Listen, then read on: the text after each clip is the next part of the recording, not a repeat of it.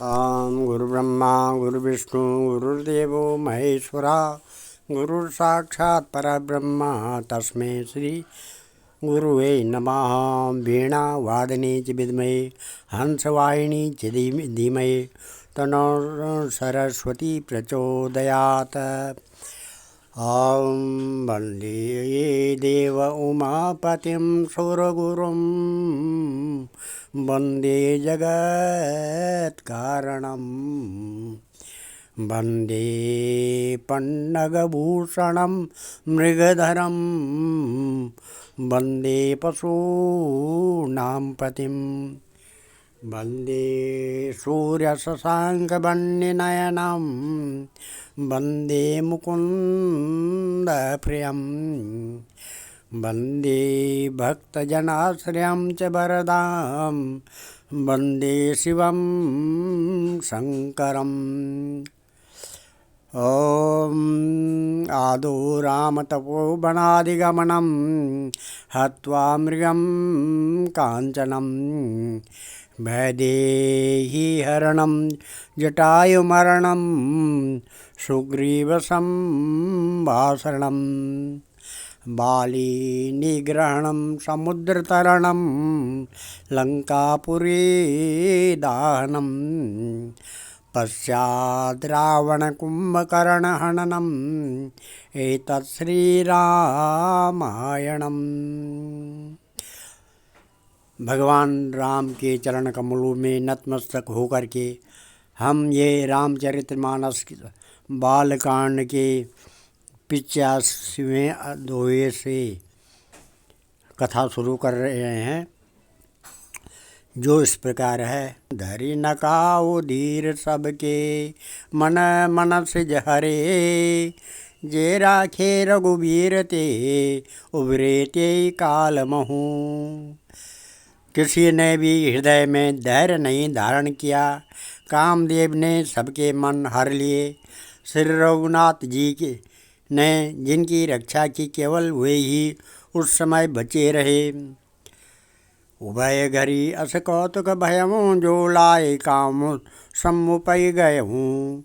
शिवई below के संसके मारू, भयमु जथाथिति सब संसारू। 2 घड़ी तक ऐसा तमाशा हुआ, जब तक कामदेव शिवजी के पास पहुँच गया। शिवजी को देखकर कामदेव डर गया। तब सारा संसार फिर जैसा का तैसा स्थिर हो गया। भये तुरत सब जीव सुखारे, जिम मद उतरी गए मतवारे। रुद्रहि देख मदन भय माना, दुराधरस दुर्गम भगवाना। तुरंत ही सब जीव वैसे ही सुखी हो गए, जैसे मत वाले लोग मद उतर जाने से सुखी हो जाते हैं। दुराधर्ष और दुर्गम भगवान रुद्र शिवजी को देखकर कामदेव भयभीत हो गए। फिरत लाज कछु करी नहीं जाई, मरण ठाने मन रच सुपाई। प्रगटित सिए तुरत रुचिर ऋतु राजा, कुसुमित नवतरु राज विराजा। लौट जाने में लज्जा मालूम होती है और करते कुछ बनता नहीं। आखिर मन में मरने का निश्चय करके कामदेव ने उपाय रचा। तुरंत ही सुंदर ऋतुराज वसंत को प्रकट किया। फूले हुए नए नए वृक्षों की कतारें सुशोभित हो गई। वन उपवन बापिका तड़ागा, परम सुभग सब दिशा विभागा। जहाँ तहाँ जन उपगत अनुरागा, देख मोयहूँ मन सिद्ध जागा। वन उपवन बावली तालाब और सब दिशाओं के विभाग परम सुंदर हो गए। जहाँ तहाँ मानो प्रेम उमड़ रहा है, जिसे देखकर मेरे मनों में भी कामदेव जाग उठा। जा गए मनोभाव मोयहूँ मन बन सुभगतात, न परे कही शीतल सुगंध सुमंद मारुत मदन अनल सखा सही। विकसे शरीरनि बहु कंज कुंजत पुंज मंजुल मधुकरा। कलहंस बिक सुख सरस रव कर गान नाचय अपछरा। मरे हुए मन में भी कामदेव जागने लगा। वन की सुंदरता कहीं नहीं जा सकती। काम रूपी अग्नि का सच्चा मित्र शीतल मंद सुगंधित पवन चलने लगा। सरोवरों में अनेकों कमल खिल गए, जिन पर सुंदर भौरों के समूह गुंजार करने लगे। राजहंस कोयल और तोते रसीली बोली बोलने लगे और अप्सराएं गा गा कर नाचने लगी। सकल कला करे कोटि विधि हारे उसेन समेत। चली न अचल समाधि शिव कोपे हृदय निकेत। कामदेव अपनी सेना समेत करोड़ों प्रकार की सब कलाएं करके हार गया। तब शिवजी की अचल समाधि न डिगी। तब कामदेव क्रोधित हो उठा। देखी साल बिटप बर शाखा तेई पर चढ़े मदनो मन माखा। सुमन चाप निज सरसंदाने अति रिसता के श्रवण लगी ताने। आम के वृक्ष की एक सुंदर डाली देखकर मन में क्रोध से भरा हुआ कामदेव उस पर चढ़ गया। उसने पुष्प धनुष पर अपने बाण चढ़ाए और अत्यंत क्रोध से ताक कर उन्हें कान तक तान लिया। छाड़े विषम विषक उर लागे छूट समाधि सम्मु तब जागे। भयम ईश मन क्षोभ विशेषी नयन उदारी सकल दिश देखी। कामदेव ने तीक्ष्ण 5 बाण छोड़े जो शिवजी के हृदय में लगे। तब उनकी समाधि टूट गई और वे जागे। ईश्वर के मन में बहुत क्षोभ हुआ। उन्होंने आंखें खोलकर सब ओर देखा। सौरभ पल्लव मदन बिलोका भयं कोप कंपे त्रैलोका। तब शिव तीसर नयन उधारा चितवत काम भयम जरिछारा। जब आम के पत्तों में कामदेव को देखा तो उन्हें बड़ा क्रोध हुआ, जिससे तीनों लोग कांप उठे। तब शिवजी ने तीसरा नेत्र खोला। उनके देखते ही कामदेव जलकर भस्म हो गया। हाहाकार भयम जग भारी डर पे सुर भय असुर सुखारी। समुझ काम सुख सोचय भोगी वही अकंटक साधक जोगी। जगत में बड़ा हाहाकार मच गया। देवता डर गए, दैत्य सुखी हुए। भोगी लोग काम सुख को याद करके चिंता करने लगे और साधक योगी निष्कंटक हो गए। जोगी अकंटक भयपति गति सुनते रथि मूर्छित भई।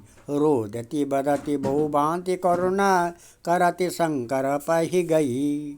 अति प्रेम कर बिनती विविध विधि जोरि कर सन्मुख रही। प्रभु आशुतोष कृपाल शिव अबला निरखि बोले सही। योगी निष्कंटक हो गए। कामदेव की स्त्री रति अपने पति की यह दशा सुनते ही मूर्छित हो गई। रोती चिल्लाती और भांति भांति से करुणा करती हुई वह शिवजी के पास गई। अत्यंत प्रेम के साथ अनेकों प्रकार की विनती करके देकर सुंदर वचन बोले।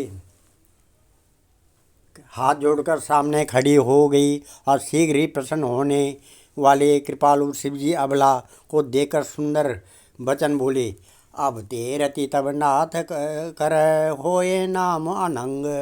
बिनु बप व्यापहि सबहि पुनि सुन निज मिलन प्रसंग। है रति, अब से तेरे स्वामी का नाम अनंग होगा। वह बिना ही शरीर के सबको व्यापेगा। अब तो अपने पति से मिलने की बात सुन। जस जदुवंश कृष्ण अवतारा होए हरन महामयी भारा। कृष्ण तनय होए पति तोरा वचन अन्यथा होए न मोरा। जब पृथ्वी बड़े भारी भार को उतारने के लिए यदुवंश में श्री कृष्ण का अवतार होगा, तब तेरा पति उनके पुत्र के रूप में उत्पन्न होगा। मेरा यह वचन अन्यथा नहीं होगा। रति गवनी सुन शंकर बानी कथा अपर अहु कहूँ बखानी देवन समाचार सब पाए ब्रह्मादिक बैकुंठ सिधाये। शिव जी के वचन सुनकर रति चली गई।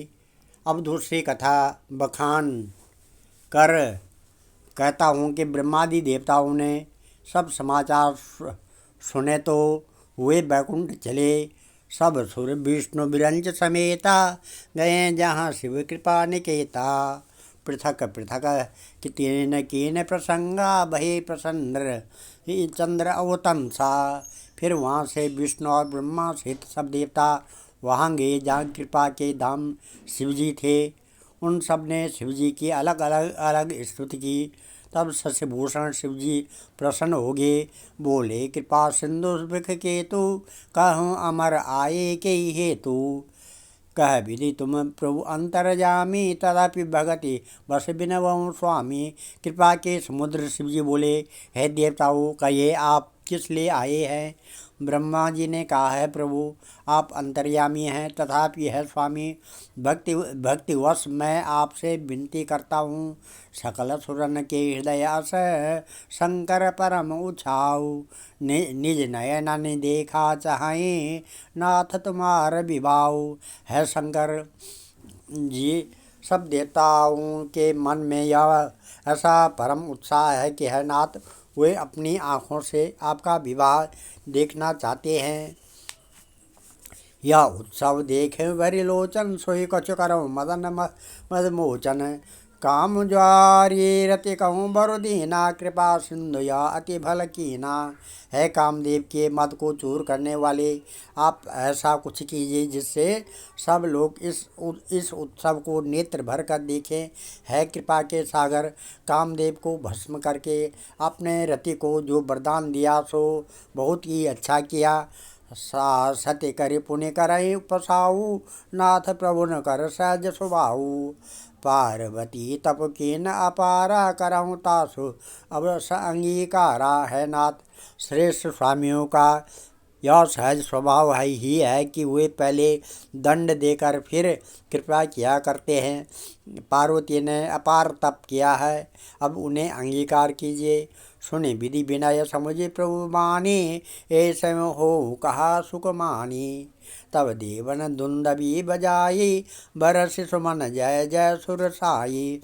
ब्रह्मा जी की प्रार्थना सुनकर और प्रभु श्री रामचंद्र जी के वचनों को याद करके शिव जी ने प्रसन्नता पूर्वक कहा ऐसा ही हो। तब देवताओं ने नगाड़े बजाए और फूलों की वर्षा करके जय हो देवताओं के स्वामी जय हो ऐसा कहने लगे।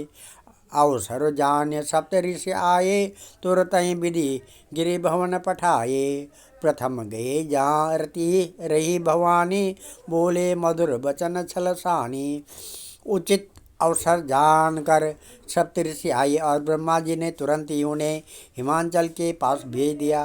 वे पहले वहाँ गए जहाँ पार्वती जी थी और उनसे छल से भरे मीठे विनोद युक्त आनंद पहुँचाने वाले वचन बोले। कहा हमार ना सुने तब ऐसा नारद के उपदेशु। अब बा झूठ तुम्हारे पन जा रहे काम महेशु। नारद जी के उपदेश से तुमने उस समय हमारी बात नहीं सुनी। अब तो तुम्हारा प्रण झूठा हो गया क्योंकि महादेव जी ने काम को ही भस्म कर डाला। ये मास पारायण का तीसरा विश्राम है। और शून्य बोली मुस्काई भवानी उचित कहूँ मुनिवर विज्ञानी।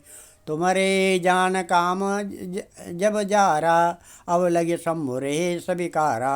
यह सुनकर पार्वती जी मुस्कराकर बोली है विज्ञानी मुनिवरों आपने उचित ही कहा। आपकी समझ में शिव जी ने कामदेव को अब जलाया है। अब तक तो वे विकार युक्त ही रहे। हमरे जान सदा शिव जोगी अज अनबद्य काम अभोगी।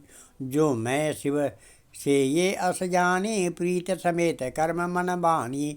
किंतु हमारी समझ से तो शिव जी सदा से ही योगी हैं, अजन्मा, अनिंद्य, काम रहित और भोग रहित हैं। और यदि मैंने शिव जी को ऐसा समझकर ही मन, वचन और कर्म से प्रेम सहित उनकी सेवा की है, तो हमारे पन सुनऊ मुनीसा, करे हैं सत्य कृपा निधि ईसा। तुम जो कहा हर जा रे मारा, सोई अति बड़ अविवेक तुम्हारा। तो है मुनि स्वरूप सुने, है कृपा निधान भगवान मेरी प्रतिज्ञा को सत्य करेंगे। आपने जो यह कहा कि शिवजी ने कामदेव को भस्म कर दिया, यही आपका बड़ा भारी अविवेक है। तात अनल कर सहज सुबाऊ, हिमते निकट जाए नहीं काहू। गए समीप जो अवश्य नसाई, अति मन मत महेश के नाई। है तात अग्नि का तो यह सहज स्वभाव ही है कि पाला उसके समीप कभी जा ही नहीं सकता, और जाने पर वह अदृश्य नष्ट हो जाएगा। महादेव जी और कामदेव के संबंध में भी यही न्याय समझना चाहिए। यह हर्ष से मुनि वचन सुन देख प्रीति विश्वास, चले भवानी नाय सिर गए हिमांचल पास। पार्वती के वचन सुनकर और उनका प्रेम तथा विश्वास देखकर मुनि हृदय में बड़े प्रसन्न हुए। वे भवानी के सिर नवाकर चल दिए और हिमांचल के पास पहुँचे। सब प्रसंगो गिरिपत सुनावा, मदन दहन सुनि अति दुख पावा। बहुरी कहूँ रति कर बरदाना, सुनि हिमवंत बहुत सुख माना। उन्होंने पर्वतराज हिमांचल को सब हाल सुनाया। कामदेव का भस्म होना सुनकर हिमांचल बहुत दुखी हुए। फिर मुनियों ने रति के वरदान की बात कही, उसे सुनकर हिमवान ने बहुत सुख माना। हृदय विचार सम प्रभुताई, सादर मुनि भर के लिए बुलाई। सुदिन सुन खतो सुगरी सुचाई, बेग भेद विधि लगन धराई। शिव जी के प्रभाव को मन में विचार कर हिमांचल ने श्रेष्ठ मुनियों को आदर पूर्वक बुला लिया और उनसे शुभ दिन, शुभ नक्षत्र, शुभ घड़ी शोधवाकर वेद की विधि के अनुसार शीघ्र ही लग्न निश्चय कराकर लिखवा लिया। पत्री सप्तऋषन सोई दीनी, गई पद बिनाई हिमांचल कीनी। जाय विदिन तिन दीन सुपाति, बाचत प्रीत न हृदय समाति। फिर हिमांचल ने वह लग्न पत्रिका सप्तऋषियों को दे दी और चरण पकड़कर उनकी विनती की। उन्होंने जाकर वह लग्न पत्रिका ब्रह्मा जी को दी। उसको पढ़ते समय उनके हृदय में प्रेम समाता न था। लगन बाच्य अज सबय सुनाई, हर्षे मुनि सब सुर समुदायी। सुमन वृष्टि नभ बाजन बाजे, मंगल कलश दसों दिश साजे। ब्रह्मा जी ने लग्न पढ़कर सबको सुनाया। उसे सुनकर सब मुनि और देवताओं का सारा समाज हर्षित हो गया। आकाश से फूलों की वर्षा होने लगी, बाजे बजने लगे और दसों दिशाओं में मंगल कलश सजा दिए। ओम मंगलम भगवान विष्णु, मंगलम गरुड़ध्वजा, मंगलम पुंडरीकाक्षा, मंगलाय तनो हरि। आज हम इस कथा को यहीं पर विराम देते हैं। कल 91 2 से आगे की कथा शुरू करेंगे। ओम श्री रामचंद्र कृपालु भज मन हरण भव भय दारुणम। नव कंज लोचन कंज मुख कर कंज पद कंजारुणम। कंदर्भ अगणित अमित छवि नव नील नीरद सुंदरम। पटपीत मानव तड़ित रुचि सुचि नौमि जनक सुतावरम। भज दीन बंधु दिनेश दानव दैत्य वंश निकंदनम। रघुनंद आनंद कंद कौशल चंद दशरथ नंदनम। शिर मुकुट कुंडल तिलक चारु उदारु अंग विभूषणम। आजान भुजसर चापधर संग्राम जित खर दूषणम। इति वदति तुलसीदास शंकर शेष मुनि मनरंजनम। मम हृदय कंज निवास कुरु कामादि खल दल गंजनम। मनुजाई राचेव मिलई सोबर, सहज सुंदर सावरो। करुणा निदान सुजान, शील स्नेह जानत रावरो। ये भांति गौरी अशीष सुनि सिय सहित हर्षि अली तुलसी भवानी। पूज्य पुण्य मुदित मन मंदिर चली। जाने गौरी अनुकूल सिया ही हर्ष न जाए कही। मंजुल मंगल मूल बाम अंग फरकन लगे। ओम नमः। सर्वे भवन्तु सुखिनः सर्वे सन्तु निरामया सर्वे भद्राणि पश्यन्तु मां कश्चित् दुःख भाग् भवेत्।